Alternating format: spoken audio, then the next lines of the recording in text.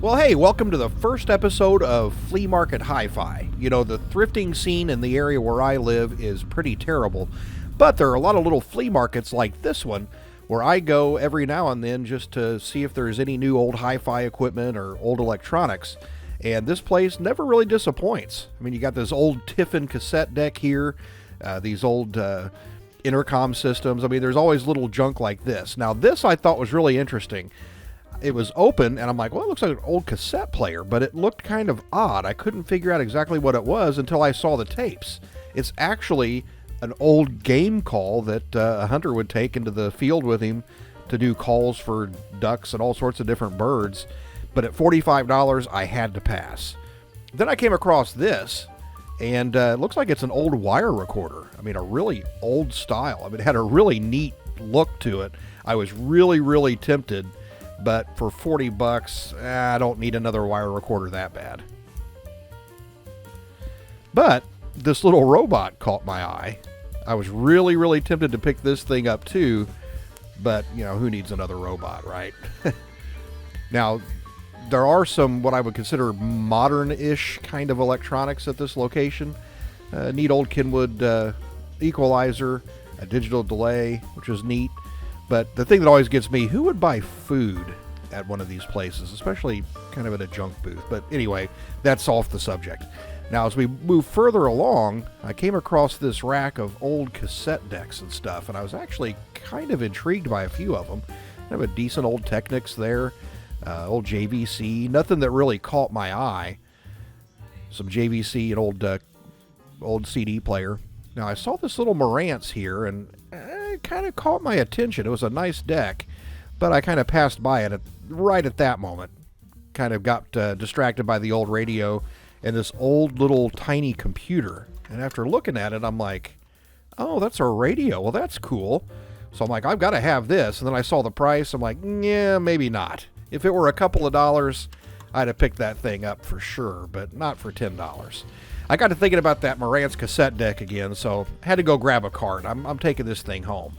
It was marked way down. It said it didn't work. There was all sorts of stuff wrong with it. But for $29, I'm willing to take that risk. I think I can probably fix this. We'll take a look at it in another episode. So with that in the cart, got to go buy all the old DVDs, VHS. I mean, they really have a pretty decent selection. This old Wollensack 3M cassette deck, really cool. If it wasn't $100, I probably would have picked that up. I just like the look of it. It just had a cool old look to it. Now, who doesn't need a full-size Chewbacca? I mean, come on. If it had fit in my cart, maybe I would have taken that thing home with me too.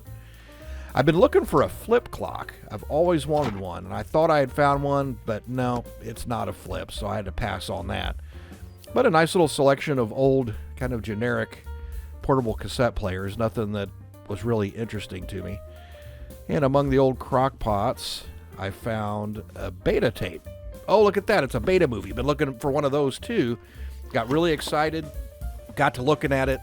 Man, this thing's in bad shape. It's dirty, all the stuff's missing.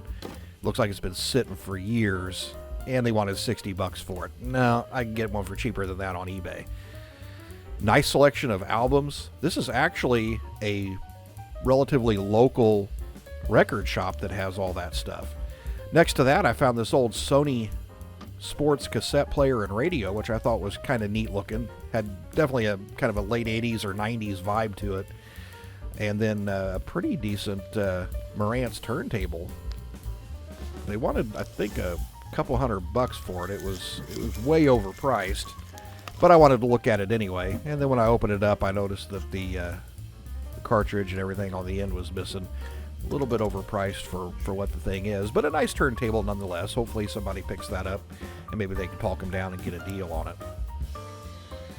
Then I came across this Sony double cassette deck. Now, it wasn't a high-end model back in the day, but I've been looking for a dual cassette deck. I don't really have one. All I have are singles. They wanted $55 for it, but I noticed that there was a deal, 30% off. I ended up getting it for really cheap, so I ended up picking that up. Been looking for another beta VCR as well. Found this one here. Thought about picking it up, but after looking at it one more time, they were just a little bit off on the price. The problem with this place is a lot of the prices are kind of retail on it.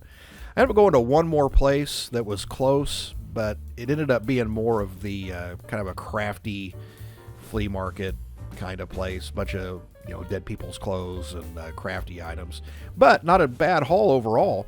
I ended up picking up 3 things while I was at that flea market. I got that really nice Marantz cassette deck. It's auto reverse. It's got the rotating head in it, which is kind of neat. It's got music search, all sorts of features on it. So I figured that'd be a nice addition to my collection. I did pick up that Sony double cassette deck. It's got B and C noise reduction. Seemed like it was in decent condition for the price. And then while I was checking out, the lady said, "Oh, we put a couple old VCRs out on the free pile earlier today. You're welcome to them if you want them." And I found this Mitsubishi that looked like it was in pretty good shape. Still had the sticker on the front of it, so I picked that up too. Not bad for this haul, I don't think. Not for 50 some odd dollars. Well, thanks for joining me on this adventure. We'll see you on the next episode. I'll do these pretty regularly as I have enough footage, but we'll see you next time.